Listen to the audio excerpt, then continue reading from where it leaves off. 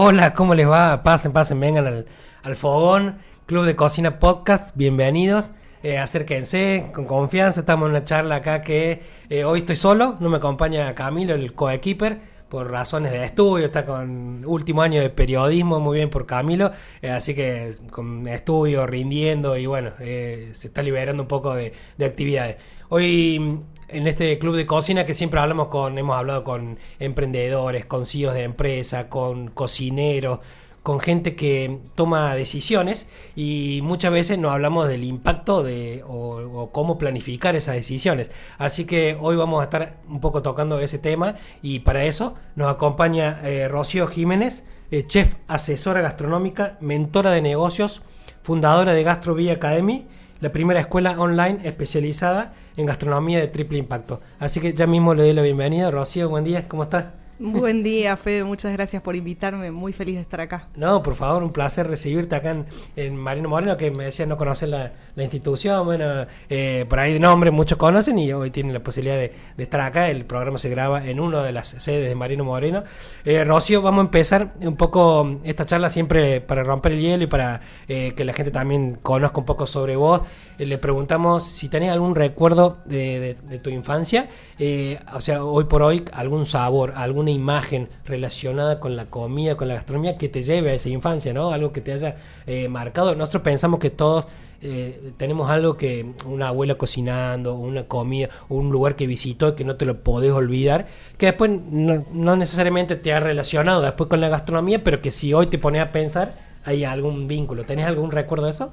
Tengo varios, por suerte. Digo que siempre, yo no soy la mejor cocinera de mi familia, las mejores cocineras son mi hermana, mi mamá, mi abuela, y tengo un recuerdo muy, muy clave de mi abuela que vivía, aunque yo soy cordobesa y nací acá, mi abuela vivía en Villa Gesell y le encantaba pescar. Entonces recuerdo acompañándola con el medio mundo, en la época que todavía se sacaban muchas cositas del mar, ahí en el mismo muelle, sacando el medio mundo y después preparando todo lo que había sacado para almorzar, y me parecía como un hecho realmente mágico, ¿no? Mira, ¿y que te gusta hoy por hoy? ¿Comés marisco, pescado, algo de eso? En la actualidad no, pero me apasiona como ese recuerdo de realmente sacar algo del mar y prepararlo y cocinarlo fresco, al mediodía. Vivo, sí. Alimento real. Totalmente. Y después tengo mucho recuerdo de mi mamá vengo de una familia muy humilde y mi mamá haciendo magia para convertir eso. Cuando menos había en la heladera, encontraba la forma de sacar el plato mágico espectacular,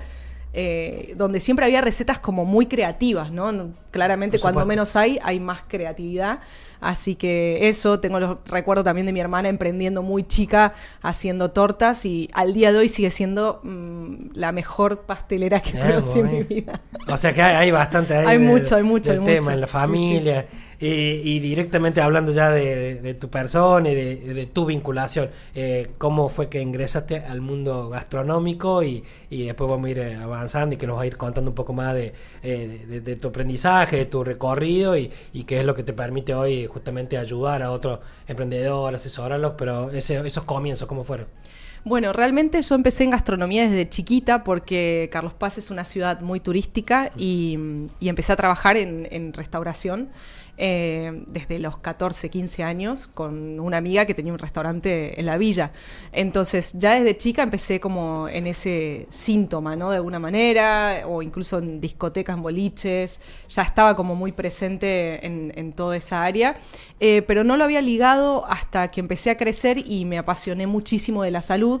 Estudié como coach nutricional, coach de salud, de hábitos, y después ya empecé a viajar y me fui para otras partes del mundo donde siempre estuve como ligada directamente con la cocina. En Estados Unidos tuve un negocio de viandas, entonces siempre como emprendiendo. Siempre yo dije que el tener la herramienta de la cocina es como siempre te va a salvar de cualquier circunstancia que necesites para emprender. O sea, saber cocinar es un emprendimiento a la mano si sabes encontrar como la línea directa. Entonces en el camino me fui formando después en España con Luis García, ya ahí me empecé a adentrar mucho más fuerte en la gastronomía, pero siempre me apasionó la gastronomía orientada a la salud y a la sostenibilidad, y como mucho la investigación de hacia dónde va el futuro del alimento para entender cómo emprendemos a favor del planeta, a favor de las personas. Claro. Entonces, ahí justo lo mencionaste, esto del alimento, o sea, es eso, ¿no? La comida como alimento, entonces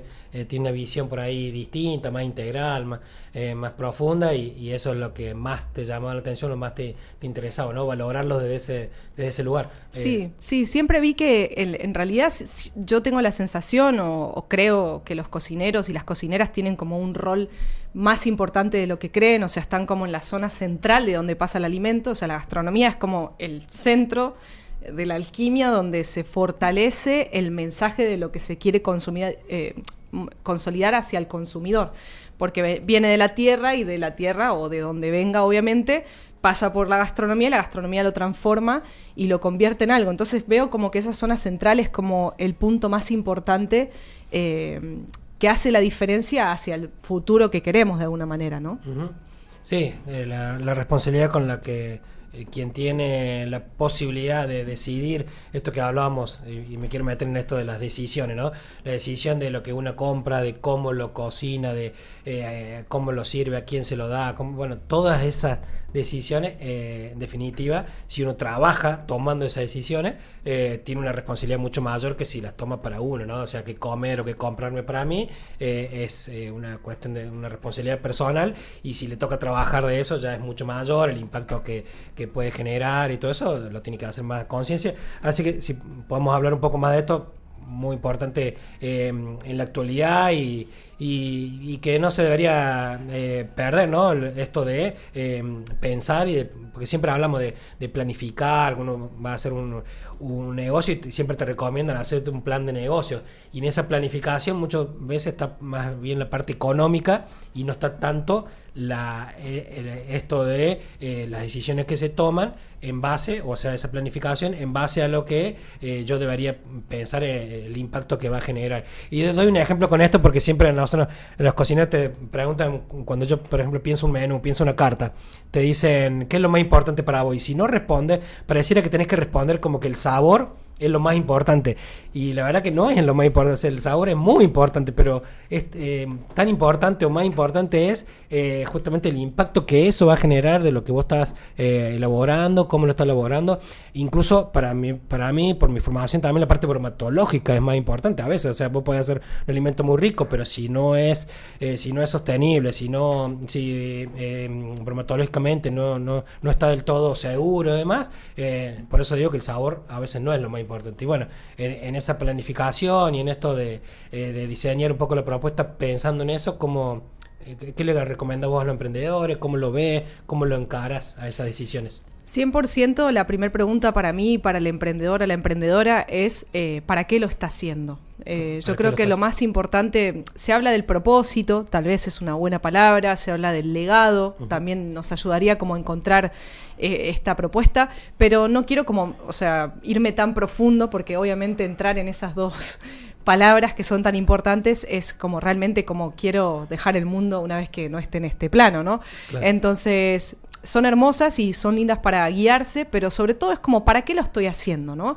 Viene un poco más del concepto de emprender con un propósito para uno incluso, y desde ese uno entender qué puedo generar con lo que quiero hacer, ¿no? Es como, bueno, si es para ganar dinero y está bueno, porque todos necesitamos dinero para vivir, pero te vas a quedar corto en el largo plazo. El largo plazo no se va a sostener, no va a haber una motivación profunda que diga, estoy haciendo esto para ayudar acá, o para dejar este mensaje, o para comunicar esto. Entonces creo que la clave, la primera pregunta antes de emprender un negocio, del que sea en realidad, claro, es preguntarte para qué lo estás haciendo.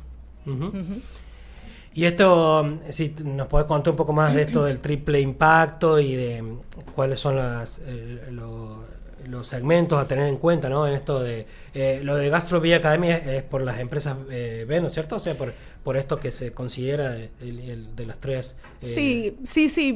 Básicamente yo me formé mucho en lo que tenía que ver con empresas B en su momento. Siempre fui una apasionada de los negocios en general, pero de negocios que dejan el mundo mejor de lo que estaba, ¿no? Esta es como la intención.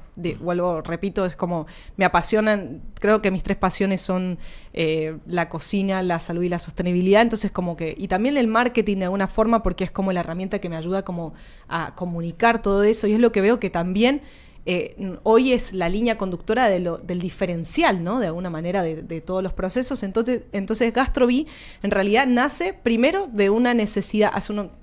Hace muchos años atrás yo me especializo en cocina vegetal, en cocina basada en plantas, y cocina medicinal, sostenible, como en esa línea. Y la formación en la que yo me formo justamente me pasa la dirección a mí. O sea, transciende, digamos, la empresa, y nosotros lo que hicimos es crear una academia mucho más grande, tanto para cocineros y cocineras, y también como para personas que querían empezar de cero, porque estaba pasando esto, que dentro del mundo de la gastronomía tradicional no se estaba encontrando como un sector intermedio, ¿no? Como esto de pronto de ser chef y asesor gastronómico con visión de propósito, con visión de triple impacto.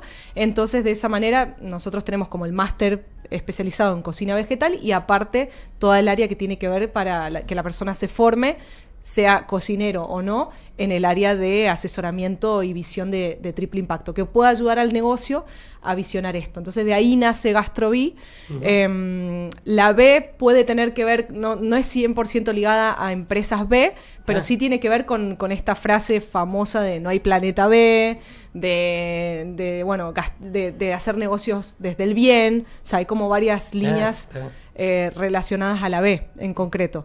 Entonces, básicamente el triple impacto dentro de la gastronomía se visiona en que cada vez que inicies un negocio, o que si ya tenés un negocio gastronómico, puedas revisar qué economía circular tiene ese negocio, o sea, qué impacto a nivel de economía circular, si tus productores son locales, si tus productores están en un lineamiento justamente, valga la redundancia, alineado con tu negocio, si tu negocio también está dejando algún tipo de impacto social, porque en realidad cuando empezás a indagar internamente te das cuenta que sí, que hay cosas de economía circular, que hay cosas de impacto social, pero no lo habías referenciado, no le habías dado una vuelta. ¿Y qué impacto o qué huella está dejando? Porque los negocios siempre van a dejar huella medioambiental, pero bueno, ¿qué tipo de impacto y cómo podemos de alguna manera reducirlo para que sea a largo plazo? Porque bueno, yo que soy un poco investigadora de las estadísticas a futuro, no son muy alentadoras, que digamos, sí, ¿no? A nivel del alimento en sí. ¿Cómo son esos números? Y bueno, a 2030 tenemos como la primer catarsis, digamos, alimenticia, pero realmente el futuro nos habla de una crisis alimenticia. No va a ser tan sencillo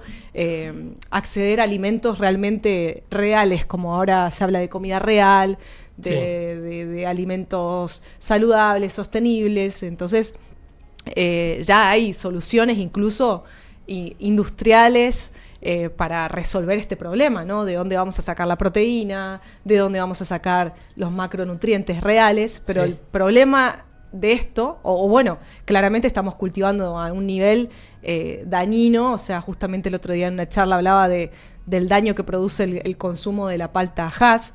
Entonces, cuando entramos en cada producto, o el cacao, que es algo que utilizamos muchísimo, realmente cuánto de porcentaje de cacao hay en el chocolate que usamos para la pastelería, ¿no? Claro. Entonces, si entramos en cada producto en específico, nos damos cuenta que cada cosa que compramos realmente genera un impacto gigante. Ahí está otro ejemplo, ¿no? Estás dando un claro ejemplo de las decisiones por ahí se toman a diario. Una persona dice, bueno, voy a consumir palta porque escuché que es bueno, tiene una grasa saludable, que es bueno, y sin embargo no está pensando en el impacto que genera, ¿no? O sea, de dónde viene la palta, que la produce. Sí, o sea, tengo los datos recientes. El tema de la palta es algo gigante, ¿no? O sea, la palta generó algo que en la economía es muy raro que suceda, que se llama demanda inelástica. La demanda inelástica básicamente es que cuando hay más demanda, en teoría el precio debería bajar. Bueno, acá todo lo contrario, no solamente no bajó, sino que subió. Pasamos de pagar más o menos como 20 centavos de dólar a más de $1 por unidad. Y la gente se pregunta, sí, pero ¿por qué? O sea, no tiene sentido que suba si yo consumo más. Bueno, en realidad lo que estás pagando son el desastre climático, la pérdida de producto, un carísimo transporte constante, y también te diría que estás pagando las mafias que están generando coimas dentro de esos procesos, incluso secuestros a productores, porque claramente es una industria multimillonaria la palta, hoy por hoy. De hecho, se llama el oro verde. Claro, claro. O sea, así que cultivar el árbol de planta en su casa, por favor. Claro. Que es otra variedad, ¿no? Pero bueno, sería una variedad. Sí, acá tenemos nosotros la Torres. Nosotros en Salta tenemos la Torres, de hecho se pudre en las calles. Es algo curioso, pero tenemos palta, tenemos mango, tenemos a veces papaya y se pudre en las calles. Lo que pasa es que el consumidor no es consciente y consume, digamos, lo que le propone la verdulería. Entonces, si yo voy a la verdulería y dejo de comprar la Hass, le estoy diciendo no compres más en México o en Chile, que están secando ríos, o sea, que hay todo un ecosistema dañino alrededor. Rosy, y hablando de esto, que también, bueno, esto que estamos conversando sería un ejemplo de hoy un emprendedor, una de las cuestiones que se rige es por las tendencias. Bueno, dice, esto es una moda, esto se ve que funciona en otro lugar, entonces lo voy a replicar porque ya sé que funciona y quizás no está evaluando otras cuestiones.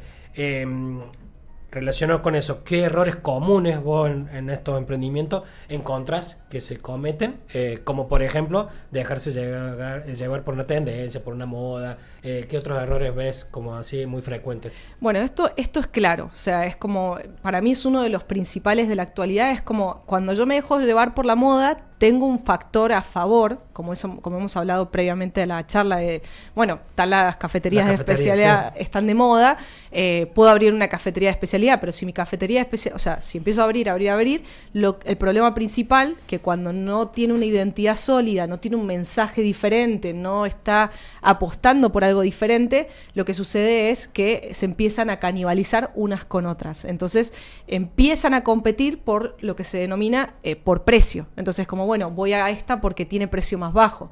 Cuando pasa eso, ya tu negocio está dependiendo de un consumidor que busca precio y ahí estamos en problemas. Entonces, claramente para mí, una de las claves principales, más que los errores comunes, que yo creo que los errores los vemos todo el tiempo, o sea, esto también de decir, bueno, está en tendencia la tostada de palta y huevo y todas las cafeterías, pero de hecho, o sea, a nivel mundial, o sea, todas las cafeterías tienen la palta y huevo, diferentes modelos, diferentes bellezas. Esto se puso de moda hace como unos 5 o 6 años y yo creo que también es como, estamos empezando a diseñar desde un lugar que no tiene que ver con la cocina. Nos estamos alejando de la cocina para diseñar desde un algoritmo y creo que obviamente ahí es donde se pierde realmente la identidad del cocinero, se pierde la identidad del empresario gastronómico. Es como, bueno, se usa esto, vamos para adelante.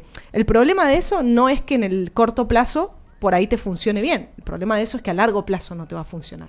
Entonces, cuando hablamos de construir negocios desde una visión de triple impacto, es porque a largo plazo vas a empezar a sembrar algo diferente que básicamente se llama comunidad y esa comunidad te va a seguir y esa comunidad va a decir, che, qué interesante, o sea, sé que por invertir en esta cafetería o en este restaurante, naturalmente lo que estoy haciendo es invertir en Pepe, que tiene las cabras, que las cuida y hace un queso extraordinario en Tras la Sierra, o en Flor, que tiene un cacao que sí, que lo trae de un lugar, pero lo trae de un cultivo sostenible, y es un cacao cuidado, 100% natural, orgánico. Entonces creo que cuando abrimos, digamos, esa perspectiva del triple impacto, de la visión que estoy generando en mi negocio hacia la comunicación, naturalmente la gente empieza como a decir, yo elijo a esta persona, porque realmente cuando invierto, o sea, en su espacio, lo que estoy haciendo no es solamente invertir en esa persona, sino en todo el ecosistema que está sosteniendo de alguna manera, ¿no?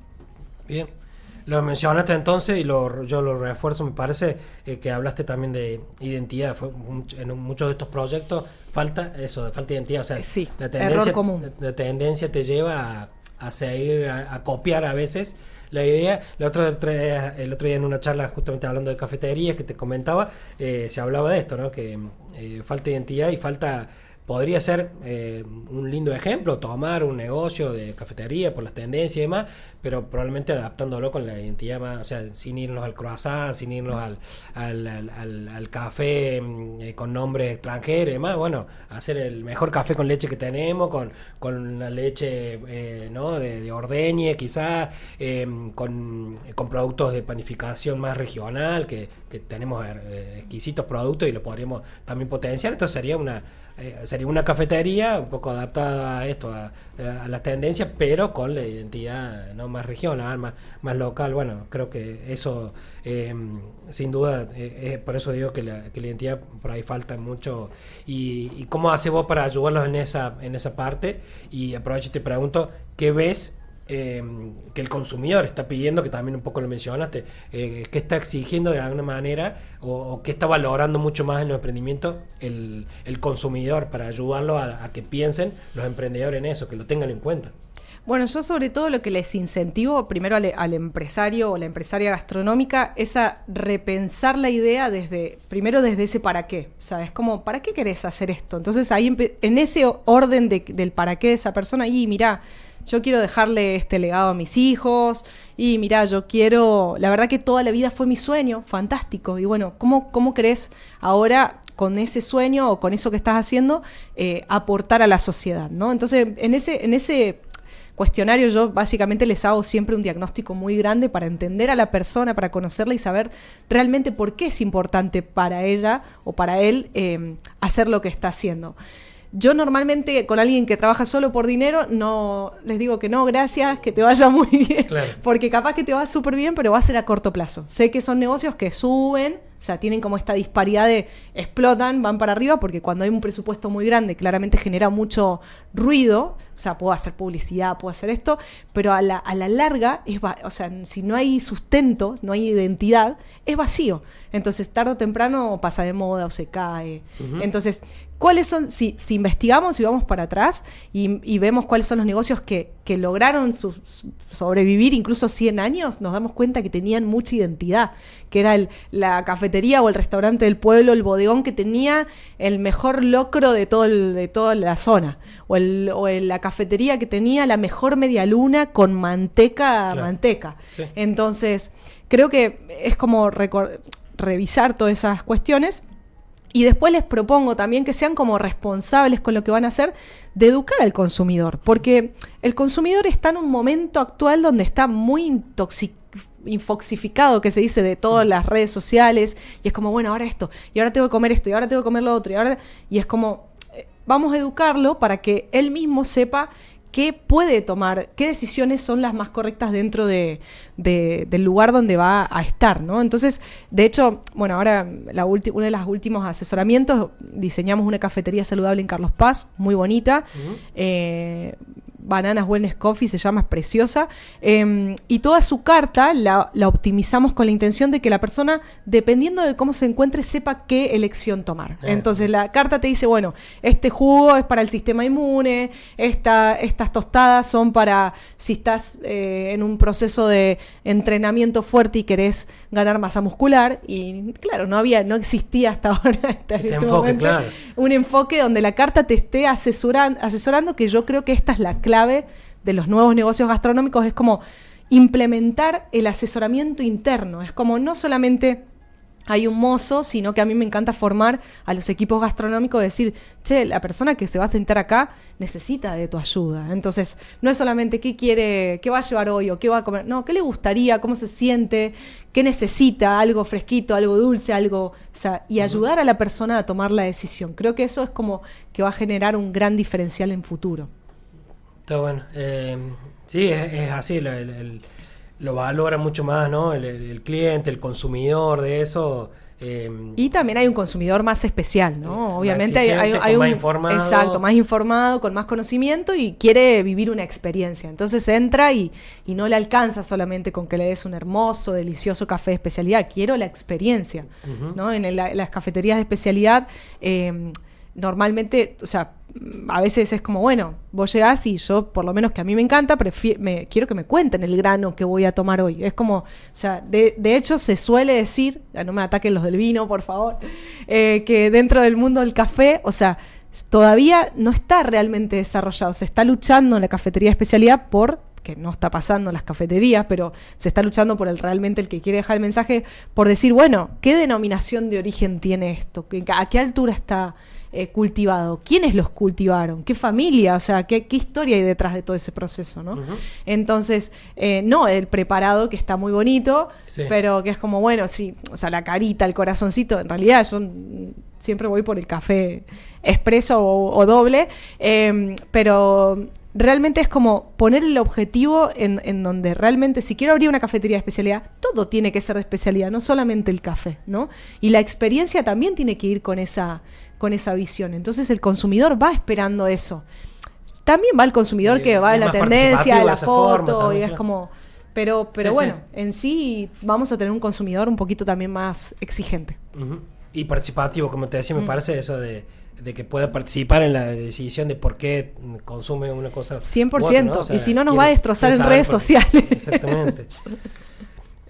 Rosy, vamos a pasar, antes de te digo después que vamos a conversar, y que me gustaría que me cuentes sobre esto de la marca personal, porque a veces hablamos de emprendimiento y a lo mejor uno lo relaciona directamente con un negocio, ¿no? Y a lo mejor ese emprendimiento puede ser una cuestión personal, 100%, o una marca personal. Ahí vamos a hablar de eso. Vamos a entrar ahora, mira, si quieren tomar un mate, tenemos un segmento que se llama Receta con Historia, con la historia de algunos platos, preparaciones, donde conocemos justamente de dónde viene, el por qué, entender un poco más algunas de estas recetas o, como te digo, o preparaciones. La receta con historia de hoy se llama La olla compartida, cuando cocinar también era cuidar. Antes de que existieran los restaurantes, los influencers gastronómicos o las tendencias alimentarias, ya existía una receta que atravesó culturas enteras. No tenía nombre, no aparecía escrita en ningún libro, pero estaba presente en casi todos los pueblos del mundo. Era la olla compartida, una olla donde cada vecino acercaba lo que tenía, unas verduras, un poco de cereal, algo de carne, hierbas del monte, legumbres. No importaba quién aportaba más, importaba que todos pudieran comer. Aquella cocina comunitaria buscaba no desperdiciar nada, aprovechaba los productos de estación, respetaba los tiempos de la naturaleza, generaba trabajo para quienes producían cerca y fortalecía los vínculos entre las personas. Hoy hablamos de economía circular, de consumo responsable, de sostenibilidad de triple impacto. Nuestros abuelos, por suerte, ya practicaban muchas de esas ideas. Quizás el verdadero desafío no sea inventar una nueva forma de cocinar, sino recordar aquellas recetas que ya sabían cuidar a las personas, al productor y al lugar donde vivimos, porque cocinar con propósito es una tradición mucho más antigua de lo que creemos. Bueno, trajimos a colación eso de esta olla compartida como para graficar un poco lo que estamos hablando y lo que me parece que vos defendés, sostenés, fomentás, que tiene que ver con, bueno, vemos que tenemos quiénes pueden participar, de qué manera, los lugareños, generar un plato. Con ese plato sí o sí va a haber identidad local, porque se está poniendo todo lo que se produce ahí. Eso genera economía, genera orgullo, genera el compartir, y lamentablemente muchas de esas cosas se han perdido, pero estaría bueno volver en un concepto general a pensar cómo se hacía una olla compartida, por qué se compartía. Tenemos algunos ejemplos de platos que han quedado, pero por ahí el concepto se perdió. O sea, tenemos platos como, si hoy pensamos en algún guiso o un locro, todos tienen que ver con esto, con la olla compartida. Entonces quizá la receta quedó, pero se perdió la idea de que se hacía por una cuestión de sustentabilidad, de compartir, de tener identidad en lo que consumimos. Así que bueno, habría que volver a eso, ¿no? 100%, bueno, todo esto tiene que ver con volver al origen, claramente, o sea, volver a los ancestros, entender cómo lo hacían ellos. Y yo siempre incentivo porque todo el mundo es como, bueno, hay que volver al pasado y detonar el futuro. Y yo creo que no, yo creo que hay que como abrazar todo, ¿no? Es como, bueno, el pasado nos dejó una sabiduría enorme, hay que recuperar esa sabiduría enorme, hay que cuidar las recetas antiguas, hay que cuidar, de hecho yo siempre digo, me hubiese encantado, mi abuela falleció, la única abuela que pude vivir falleció cuando yo era muy chica, entonces me quedé con mucho las ganas de decir, che, quiero tu recetario, ¿no? Claro. Esto de tener la receta de ellos, y al mismo tiempo tener en cuenta que el futuro nos está dando herramientas tecnológicas increíbles para poder procesar toda esa información. Entonces, de alguna manera, yo creo que no utilizar la herramienta de la tecnología o la inteligencia artificial como para para hacer la creatividad. No, esa creatividad está en nosotros, es para utilizarla como una herramienta de orden, de secretario, de lo que sea correspondiente a mejorar nuestro tiempo vital para aprovechar más la creatividad todavía. Sí, eso es muy valioso.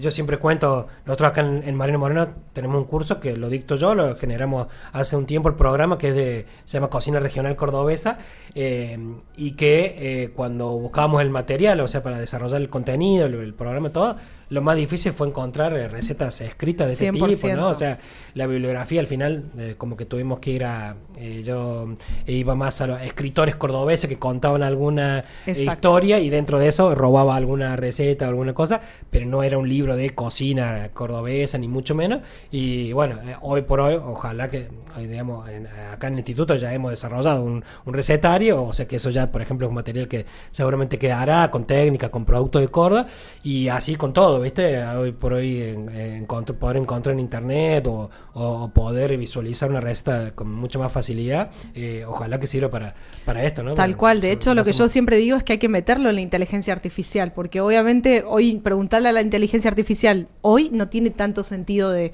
la ancestralidad. Hay que meter todo lo que se pueda en relación a este tipo de información, recetas.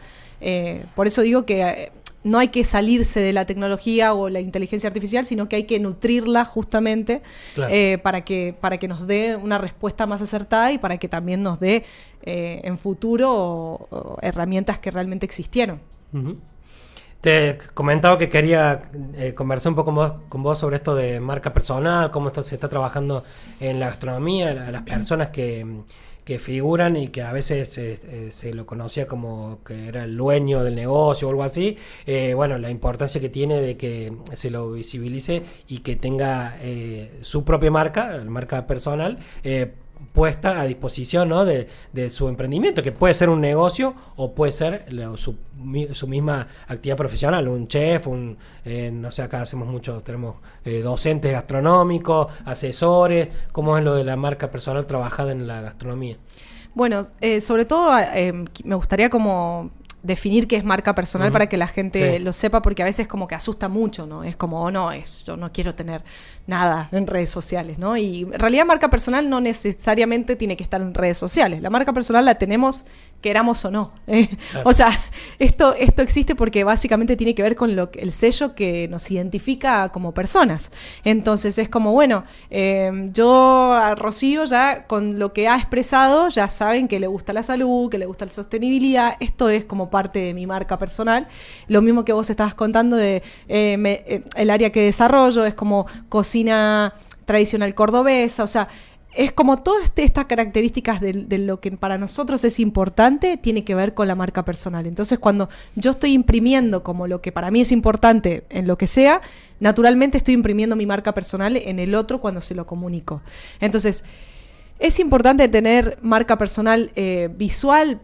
Yo creo, sobre todo, lo diría para los cocineros y las cocineras, les diría que es el futuro. O sea, es su futuro profesional, va a depender de su marca personal. Porque la marca personal hoy ya, y hacia dónde va, es hacia un activo económico. Se está convirtiendo en una entidad empresarial. Entonces, ¿qué significa esto? Que, por ejemplo, si yo creo una marca de alimentos, la marca de alimentos fracasa y se muere. No hay más. O sea, es como un ejemplo, ¿no? Sí. Puede ir bien, obviamente, pero es con la intención de decir, bueno, si no funciona, la marca desaparece. En cambio, mi marca personal nunca desaparece. Entonces, claramente es sumamente importante como decir, bueno, yo desarrollo mi marca personal porque aparte, esto lo trabajamos mucho con los alumnos que son cocineros e incluso chef dentro de la academia, porque es como, chicos, cuanto mejor esté posicionada o bien trabajada la marca personal, mejores trabajos van a conseguir o mejores oportunidades se les van a desarrollar, o también pueden emprender diferentes cosas, porque desde la marca personal sí puedo tener diferentes negocios, a diferencia que de una marca, digamos, aislada, no puedo tener diferentes negocios. Asociado a un producto, claro. Exactamente. Entonces, en mi marca personal yo puedo ser asesora, puedo ser cocinera en un lugar, puedo tener una marca de productos alimenticios, y tenerlo todo desde ahí, o sea, puede salir todo desde ahí. Sin embargo, si tengo una marca de un producto o un restaurante, el restaurante que dé asesorías es raro, ¿no? Es como, puede ser, pero no tiene tanto sentido. Entonces, la marca personal no es más que realmente generar como esto que es importante para mí a través de redes sociales, un portfolio, contar mi experiencia, contar mi historia, contar también mis intereses personales, por qué lucho, por qué no, porque la marca personal está dotada de la parte profesional, pero también de la parte personal. Bien. O sea que esa imagen, esa imagen, tratar de visibilizarla, y también por lo que hablábamos antes, porque también el que va a consumir algo, por ahí se interesa mucho más saber quién está detrás de eso 100%. que de la marca en sí, ¿no? 100%. Nosotros compramos a personas. Claro. El consumidor compra a otras personas, no compra, digamos, a marcas en sí. Y más en la actualidad y más hacia futuro. Es como necesitamos confiar, porque justamente también este movimiento, las redes tienen como su parte positiva, pero la parte negativa es que nos llevó a desconfiar. Entonces es como el consumidor quiere saber a quién le compra, por qué hay detrás de esa marca, cuáles son los productos que están metidos dentro de la misma. Entonces cada vez estamos como más en esa línea. ¿Y tenés como algunos tips o algunas cosas que vos digas, esto sí o sí lo tienen que tener en cuenta cuando hablamos de marca personal, no sé, que tenga que ver con la imagen personal, con las redes sociales, con el currículum que arman, cuáles serían las cuestiones básicas, mínimas y muy a tener en cuenta para no descuidar o para potenciar esa marca personal? 100%. Bueno, mira, así como que obligatorio en su propio Instagram, por ejemplo, o en la red que utilicen, siempre la persona que entre tiene que entender muy rápidamente con quién está hablando. O sea, tiene que entender cuáles son los intereses de la persona que hay frente a eso. Entonces, yo creo que para que sea marca personal completa, lo que viene siendo como antiguamente la característica del chef es como demasiado cuidadoso con la estética, que está bien, no lo critico, me encanta porque es muy bonito, pero lo que hace es generar como mucha distancia con la persona que hay del otro lado. Entonces, si quiero mantener esa figura está bien, pero no me voy a acercar, digamos, a la audiencia. Claro. Si quiero acercarme a la audiencia, tengo que mostrar más quién soy realmente detrás de toda esa belleza que se ve estética, esa figura como inalcanzable. Cuanto más inalcanzable me vea la persona, más no va a querer acercarse. Va a menos decir, conexión. Exactamente. Entonces, clave para mí es, bueno, dentro del Instagram poder entrar y decir, bueno, una de las primeras cosas que tiene que haber es mi historia. Es mi historia, y cuando digo mi historia no es solamente cuál es mi formación o con quién cociné o en qué restaurante trabajé. Es también entender de por qué elegí eso, sí. Hacia dónde lo quiero llevar, cuál es el mensaje que quiero dejar. Entonces es como desde ahí conocerte realmente un poquito más en profundidad. No digo que tampoco datos personales si uno no quiere, pero cuanto más veracidad y autenticidad haya en el proceso de la historia, más conexión va a haber con la audiencia. Después, por otra parte, también hay que mostrar qué vendemos. Y esto es un error muy común. Es como no están los servicios, no están... profesionalmente, de pronto un cocinero o una cocinera le encanta hacer menús, cartas, y no lo tiene puesto dentro de los servicios, decir si estoy disponible o no para viajar. De pronto quiero viajar por el mundo cocinando, de pronto tengo alguna especialidad en algo, me especialicé en cocina coreana. Bueno, buenísimo, ponelo. Es como poner todo tu servicio, parte profesional, que la gente vea, digamos, cuáles son tus atributos. También se pueden poner como cosas abstractas de dones. No hace falta que esté como todo la parte profesional, sino que también puedo poner como soy increíble trabajando en equipo, comunicando, liderando, todas este tipo de actividades. Y por último, yo creo que tiene que haber un lineamiento en la marca personal de lo que esté alineado con los valores de la persona en relación al contenido. Entonces, muy coherente todo. Exacto, sí, porque si yo veo que de pronto, no sé, o sea, mi perfil, la gente no va a ver que de pronto yo no estoy en McDonald's, no va a pasar eso, con todo respeto a la empresa, pero sería incoherente que yo esté ahí. Aunque de pronto, fíjate que, no sé, McDonald's tiene por ahí un montón de lineamientos, están metiéndose en sostenibilidad y toda esta historia, pero bueno, no sería tan fácil que entre así como así. Sí. Pero bueno, es como que haya coherencia y que esos valores estén bien impresos y que sea una persona también activa y constante para que, bueno, tenga claro de hacia dónde quiero caminar. Sí. Cuando uno sale de gastronomía, está buenísimo como que uno también cree cree su propia personalidad dentro del rubro, porque si no es como que seguimos en aquella antigua escuela de todos militares, todos vestidos iguales, todos con la misma impronta, ¿no? Y ya vemos que los verdaderos cocineros o cocineras que destacan en realidad son los que rompen las reglas. Sí, entonces, tienen que diferenciar en algo. Tengo que diferenciarme en algo y en realidad hay muchas cosas que nos diferencian personalmente, porque a mí me va a gustar un tipo de comida, a vos te va a gustar otra, entonces a mí me va a gustar un tipo de cocina, a vos te va a gustar otra, entonces es como jugar a fortalecer eso y no ser fuerte en todo. No necesitamos ser fuerte en todo. Yo, por ejemplo, tenía muy claro que yo no quería trabajar en restaurantes constantemente, o sea, quería salirme del mercado, quería meterme en otra línea, quería ser viajera. Entonces, cuanto más uno se conoce a uno mismo, más puede tener una impronta personal dentro de lo profesional. Uh-huh. Bueno, buenísimo, muy, muy interesante. Está bueno para seguirlo ahí indagando y que, bueno, esto, como siempre decimos, está generar la inquietud, ¿no? De cada uno. No es que acá te vas a llevar. Ayer justo terminamos uno de los cursos, ¿viste? Que hacemos acá y lo tomamos así como el inicio de algo. O sea, de despertar es a lo mejor un curso, uno piensa que termina el curso y ya se llevó todo el conocimiento del mundo, y en realidad es solamente despertar ahí el interés para después seguir investigando. Y esto que vos estás contando me parece que un poco eso está muy interesante, por lo que por ahí nos ayuda a pensar, pero a partir de eso recién ahí empezar a evaluar y que cada uno vaya indagando un poco más. Así que hay mucho para hablar y para que cada uno, para el autoconocimiento también.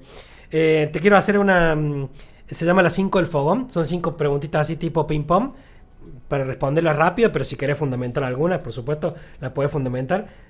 Todas las que son así, viste, una cosa u otra, son a veces difíciles de responder, pero bueno, responde lo que vos más sientas que te identifica, ¿no?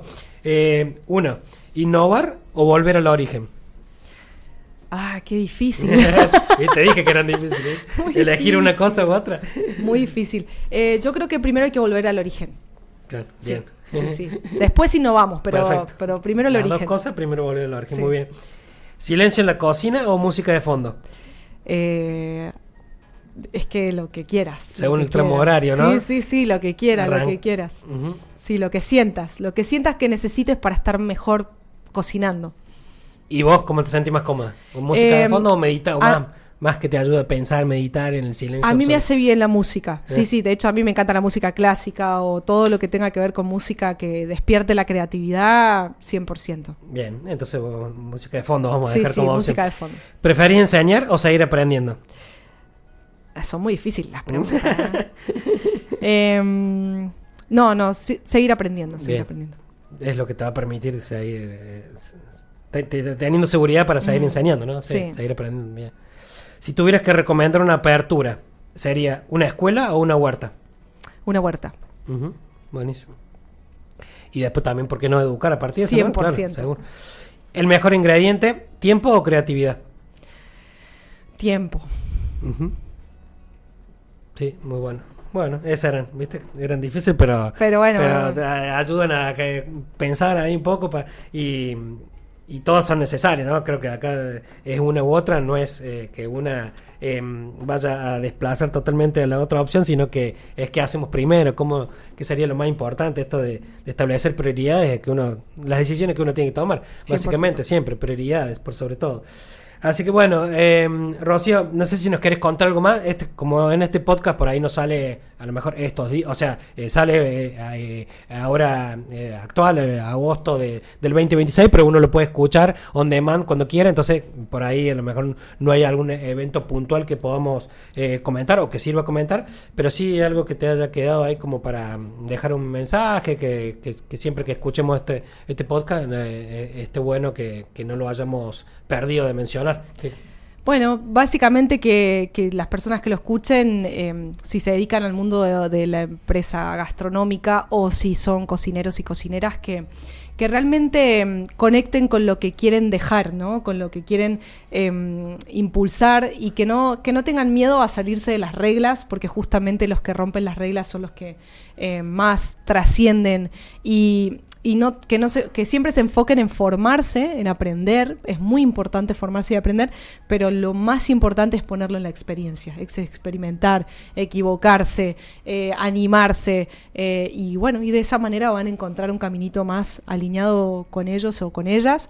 Sé que el sector de la cocina es un sector que está en transformación de alguna manera, en todos sus formatos, y creo que es importante como liderar esa transformación también, para generar un mayor bien a todos, ¿no? Entonces sé que hay mucha gente que sale de la formación de cocina y es como, ¿y ahora qué hago? ¿Dónde me meto? Claro. Y todo esto, y creo que la cuestión está muy bien en aprender algo, saber hacer algo muy bien uno, digo, como tener su receta personal, o yo digo siempre, no soy la mejor cocinera del mundo, pero hago los mejores hummus del mundo.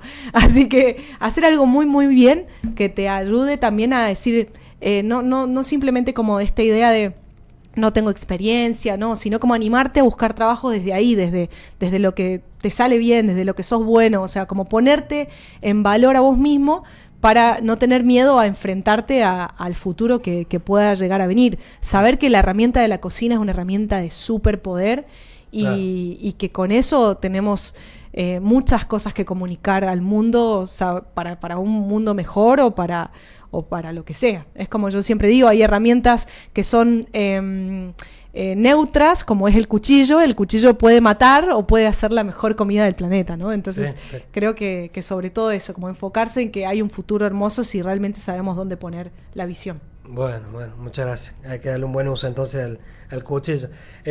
Rocío, bueno, muchas gracias por venir, por compartir esta visión que te llevó mucho tiempo trabajarla, ¿no?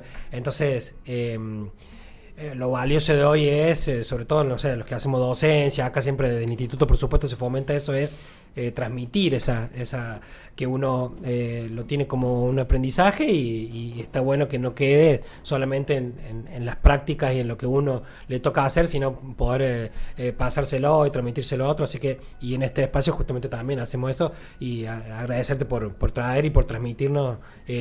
Invitamos también a que si alguien te quiere contactar, decirnos las redes, dónde te encuentran. Lo dijimos, tu academia principalmente es virtual, o sea que es el mejor canal, ¿no?, para comunicarse con vos y demás. Sí, virtualmente se pueden comunicar con nosotros en Gastro B Larga Academy. Y no soy yo sola, claramente detrás del equipo, o sea, hay casi 40 profes y gente del equipo de la academia, así que bueno, va a ser un placer ayudarlos, y creo que nos complementamos muy bien con Mariano Moreno, porque justamente los alumnos que quieren desarrollar esa identidad, ese caminito después de formarse en cocina, es un poco lo que nosotros impulsamos, así que bueno, ahí nos pueden escribir y con muchísimo gusto les resolvemos sus dudas. Bueno, muchas gracias. Ojalá te vengas un día, así hacemos una charla acá para el alumnado. Por lo pronto pueden ver acá escuchar y ver el podcast. Recuerden que nos encuentran por YouTube, Spotify, Club de Cocina Podcast. Siempre así con invitados que tratamos de que nos traigan y que nos den lo más jugoso de todo lo que vienen ellos investigando, descubriendo, trabajando. Así que los invitamos a eso, que nos visiten también en las redes. Ahí están el canal Random Streaming. Les saludamos a Nacho, que es el director de aquel canal, que nos acompaña siempre, Mariano Moreno. Agradecerles. Tengo un regalito también para vos, que es sal de campo, que nos acompaña. Qué bueno, no sé si usás algunas sales saborizadas. Sí. No sé, que una de las cosas, hablando de lo que hemos hablado, que siempre le digo a Iván, que es uno de los chicos de Sal de Campo, Iván Aldo, una de las cosas que valoro de ellos es el packaging, porque viste que cuando uno va a comprar hay que tener en cuenta, viste, que no sea todo plástico, un plástico adentro de otro. Hermoso. Si va a consumir una sal, mira este paquetito así de cartón lindo, que después lo tira al fuego. Solamente tiene un plastiquito así, que es el visor, para que sepas qué sal estás consumiendo. Acá tenemos una ahumada y una original. Sal de campo es hierbas, no tiene más que sal y hierbas. Lo que te da es la practicidad para usarlo ahí, de manera que tenés todos los condimentos juntos. Así que bueno, un regalito para vos, Rocío. Muchísimas gracias. Muchas gracias por compartir este fogón. Nos vemos en el próximo Club de Cocina Podcast. Hasta la próxima. Gracias. Chao.